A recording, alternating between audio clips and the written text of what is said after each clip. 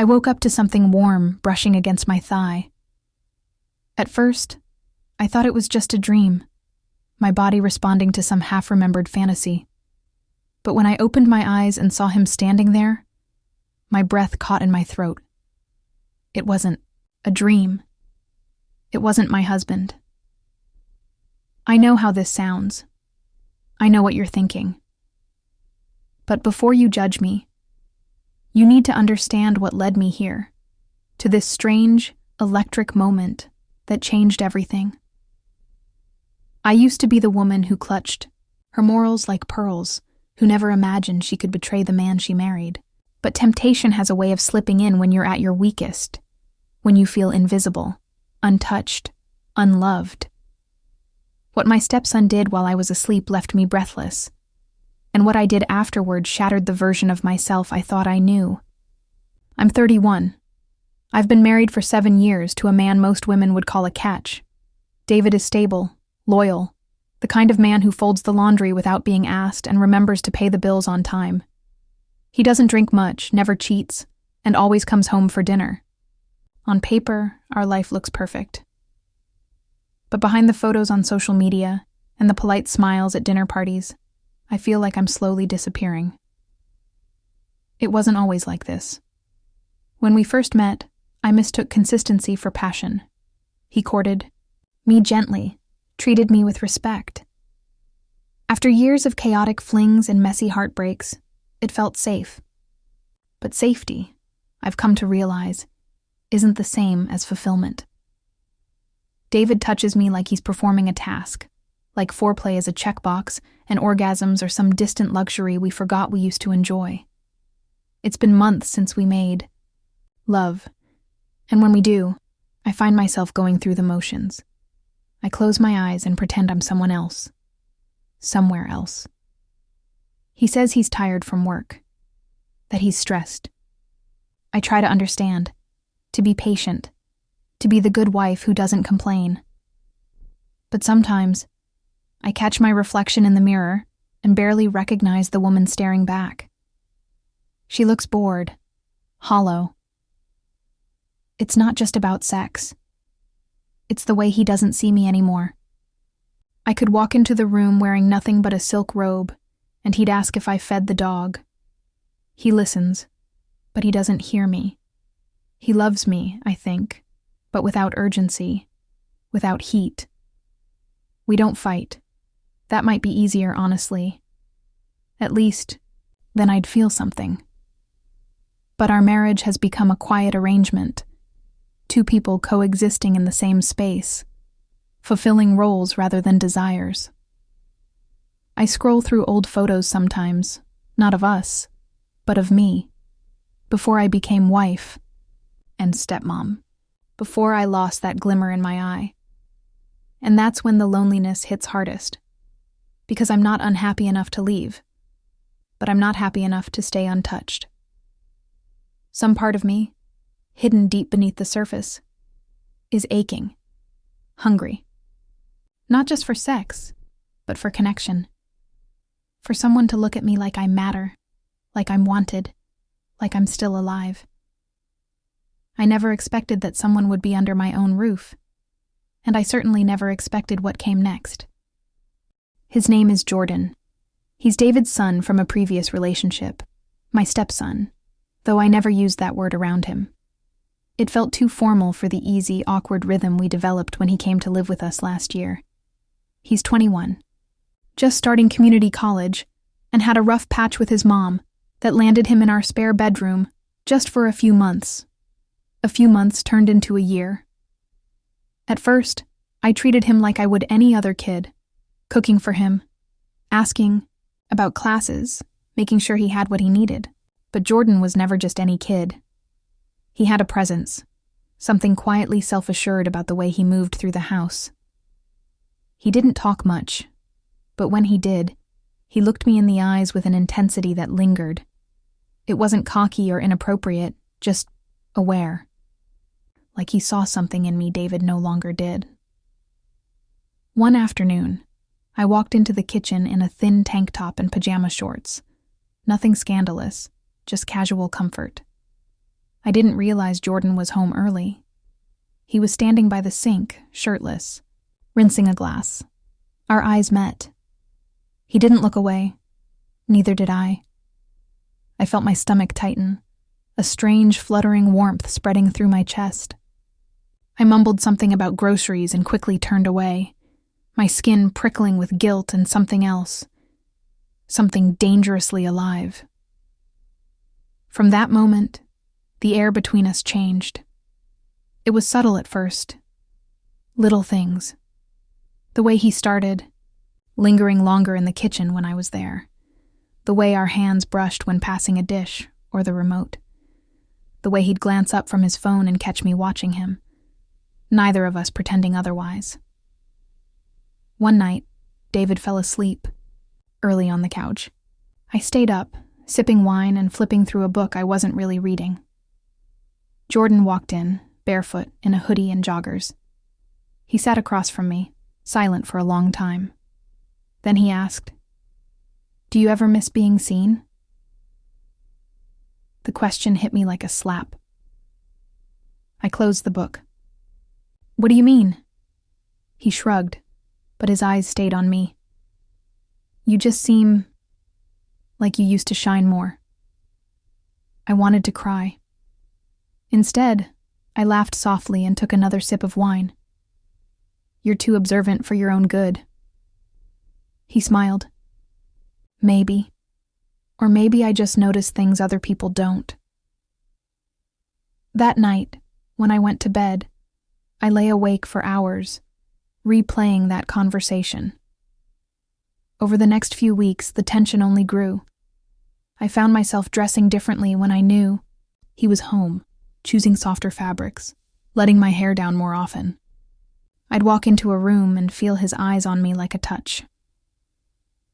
One Saturday afternoon, we ended up watching a movie together while David was out running errands. I sat at one end of the couch, Jordan at the other. But the space between us felt electric. Our fingers brushed when we reached for the popcorn at the same time. I didn't move mine away. He didn't either. We stayed like that, fingers barely touching for what felt like forever. He finally turned to me and whispered, "Tell me to stop." I didn't. I couldn't. Instead, I stood up, heart pounding, and walked to the kitchen, pretending I needed more wine. But my hands were shaking. I stared at my reflection in the microwave door and saw color in my cheeks I hadn't seen in months. When I turned around, Jordan was standing in the doorway, watching me. "I'm not trying to cause problems," he said quietly. I can't stop thinking about you." I should have said something, anything, to shut it down. But I didn't. Because the truth was, I couldn't stop thinking about him either. I felt alive again, desired, dangerous, like some hidden part of me had been reignited. It wasn't just about sex. It was the way he listened when I talked, asked questions David never bothered to. The way he noticed when I changed my hair or wore a new perfume. It was the way he looked at me like I was something to be unraveled, not managed. Every glance, every word, every accidental touch, it all built toward something inevitable. I started fantasizing. In the shower. In bed. Even while sitting across from my husband at dinner. The more I tried to bury it, the more it grew. This wasn't a childish crush or a fleeting attraction. It was hunger, and I was starving. It happened on a Wednesday. David was out of town for a 2-day work conference. He kissed my cheek in the morning, told me he'd call that night, and left in his usual hurry, his mind already at the airport. I watched him pull out of the driveway, and instead of missing him, I felt nothing. Not relief, not longing. Just a quiet emptiness that had become so normal, I hardly noticed it anymore. That night, the house felt heavier than usual. Quiet. Still. I poured a glass of wine, turned on a soft jazz playlist, and curled up on the couch in an oversized shirt, one of David's, ironically. It smelled like laundry detergent and stale routine. I didn't hear Jordan come in, but I felt him, before I even looked up. That shift in the air, that invisible current, between us. "Didn't think you'd be up," he said softly. I looked over my shoulder. He was leaning against the doorway, a shadow in a white t-shirt and dark joggers, his hair slightly messy, like he'd just come from the gym or a long nap. His eyes met mine, and that was it. That's when I knew. Something was going to happen. I couldn't sleep, I said, my voice barely above a whisper. He walked in slowly and sat across from me, elbows on his knees, hands clasped together. Me neither. We were silent for a moment, the kind of silence that hums, thick with everything unspoken. "You okay?" he asked. I nodded, then shook my head. "I don't know." He studied me like I was a puzzle he wanted to solve with his mouth. "You don't have to pretend with me," he said. "I see you." I swallowed hard. My chest ached. "You shouldn't say things like that." "Why?" "Because it's not fair." He stood then, walked slowly over to where I sat. I should have moved. I should have stopped him. But I didn't. I couldn't. He knelt in front of me, gently took the wine glass from my hand, and set it on the coffee table. His hands were warm when they brushed mine. "I think about you every night," he said quietly. "The way you laugh, the way you walk around this house like you're invisible. You don't see how beautiful you are, but I do." I felt the burn behind my eyes, the tears I didn't want him to see. But he did. Of course he did. His hand moved to my thigh, just above my knee. A gentle touch, not demanding. Waiting. "I shouldn't," I whispered. "You don't have to explain," he said. "Just let me take care of you." And God, I wanted that. I wanted someone to care for me in the way I'd been craving. Softly, reverently, like I was something precious. I leaned forward. My lips brushed his before I even made the decision. It just happened. A breath. A whisper of a kiss. Then everything unraveled. His mouth claimed mine. Tentative at first, like he was still giving me a chance to back out. But I didn't. I deepened it, my fingers threading into his hair as he pulled me closer, rising from his knees to kneel on the couch, his body pressed against mine. My heart was racing, my skin on fire. His hands slid under the shirt I wore, David's shirt, and the irony only made the guilt sharper, the need deeper. I gasped when his fingertips grazed my waist, my hips, my lower back. Every inch of me felt electric. He pulled, back just enough to meet my eyes. "Say stop if you want me to." But I didn't want him to stop. I wanted to feel something again, to remember who I was before I started fading. So I pulled him toward me. He lifted the shirt over my head, slowly, carefully, like unwrapping something sacred. When his eyes roamed my body, there was no judgment, no hesitation, just hunger and awe. "You're perfect," he whispered, pressing soft kisses down my neck, across my collarbone.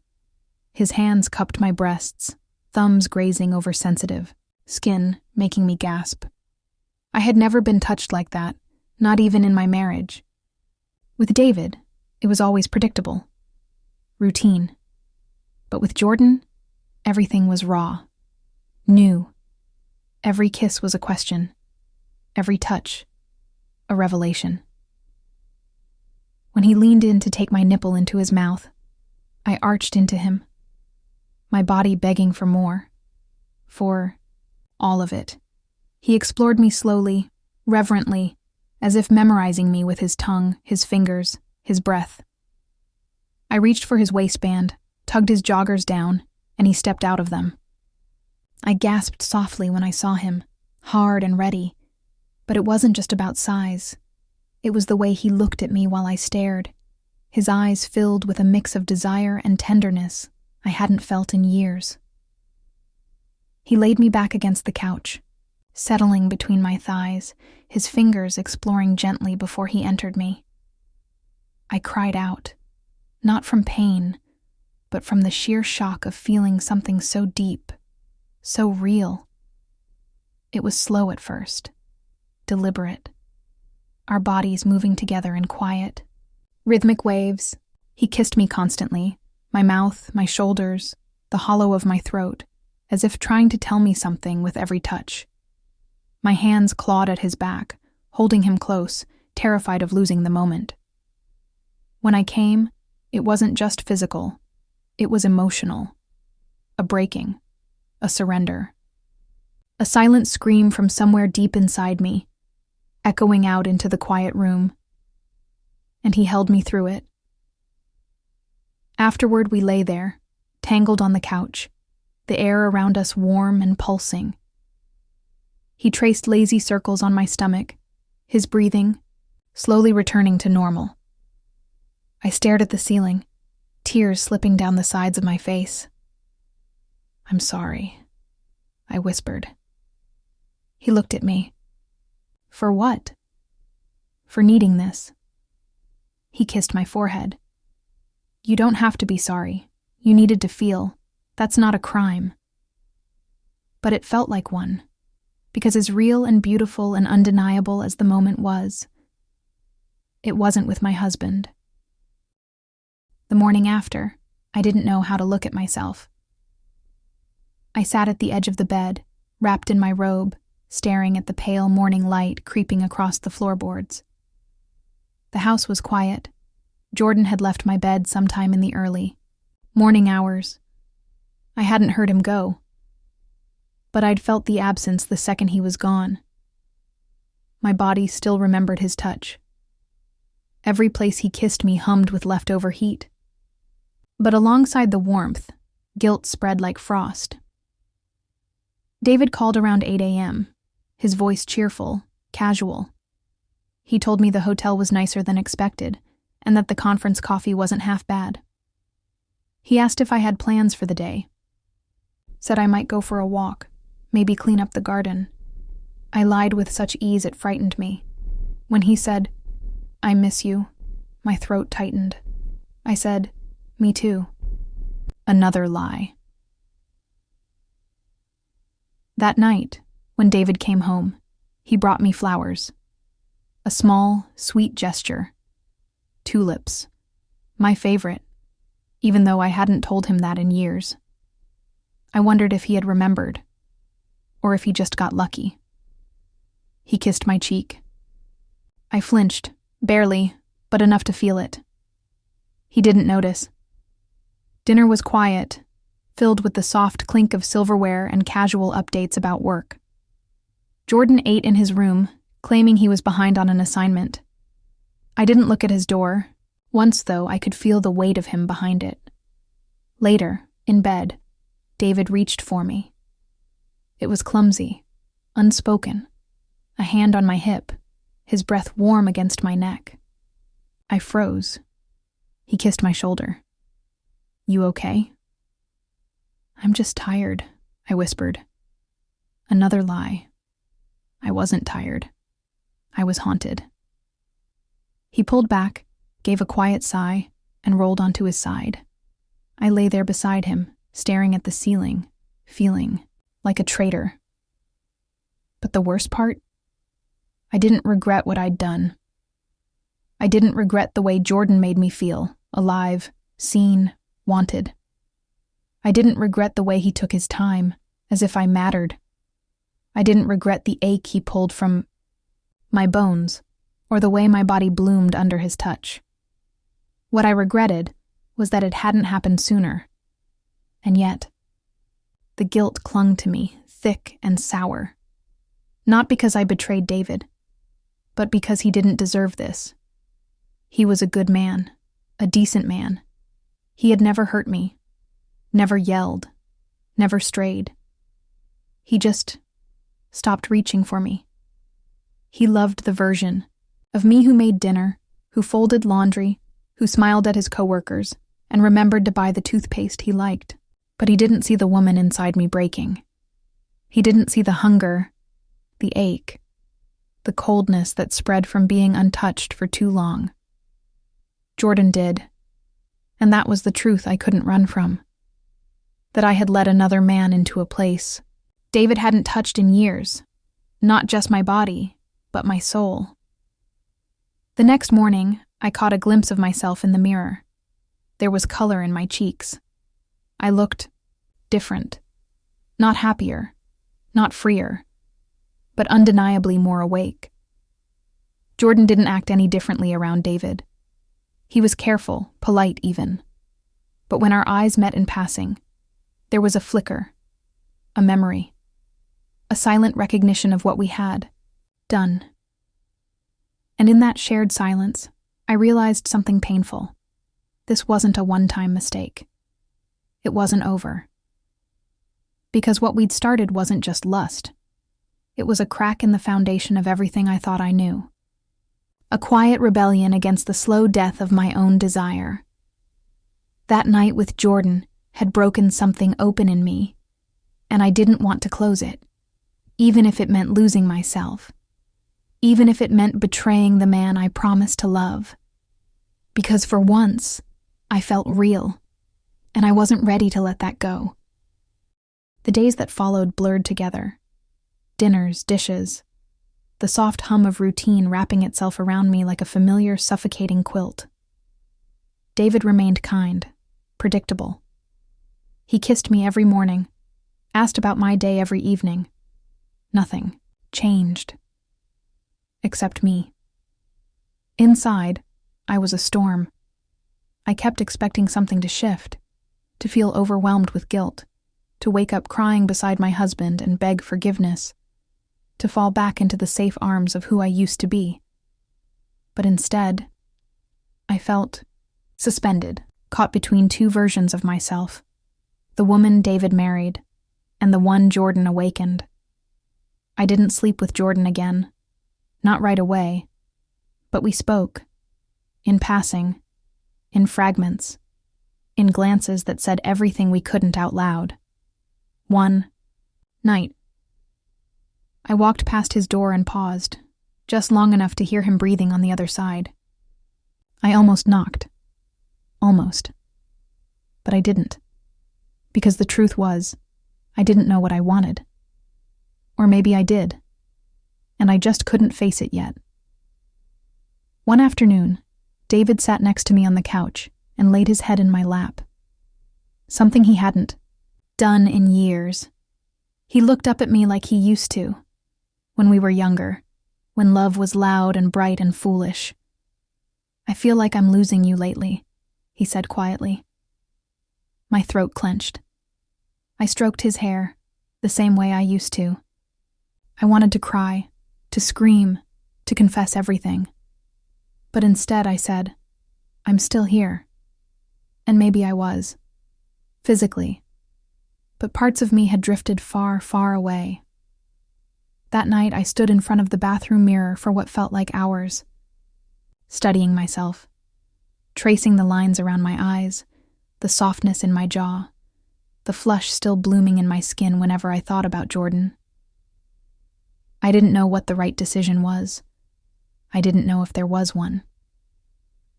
What I knew was that I could no longer ignore the hollow ache inside me. I couldn't unfeel what Jordan made me feel. I couldn't forget the way my body responded to his, like it had been starving, and he was the first breath of oxygen. I wasn't ready to end my marriage, but I wasn't ready to end the affair either. So I stood there, in the middle, guilty, alive, broken and blooming all at once. And I wrote this, in a journal I hadn't touched in years, because if I said it out loud, it would become real. And once it's real, there's no turning back. I never meant for it to happen. But now that it has, I don't know how to go back to pretending. Maybe this is who I've been all along. Someone quietly slipping away while smiling at dinner. Someone who aches for more, even when she already has enough. I'm not proud, but I'm not sorry. I'm just me. And for the first time, I can finally hear her.